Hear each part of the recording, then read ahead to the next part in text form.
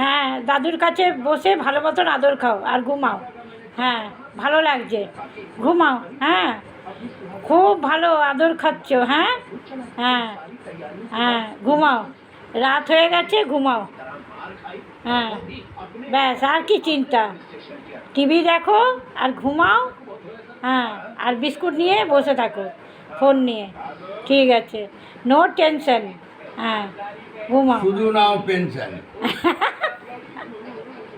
হ্যাঁ, ঠিক আছে, দাদু নাতনি এরম বসে বসে ভালোবাসার কথা বলো। হ্যাঁ, ঠিক আছে, টিভি দেখো, এই যে টিভি চলছে, টিভি দেখো আর বসে বসে বিবিকে ডেকে নিয়ে এসো।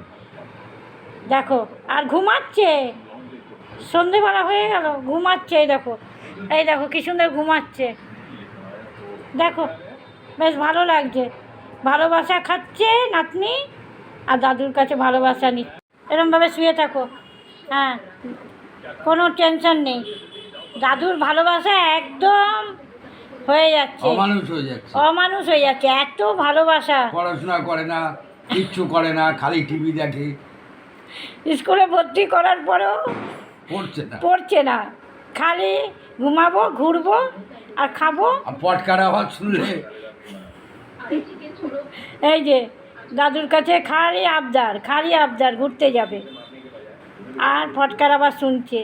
ঠিক আছে, ঘুমাও। জি।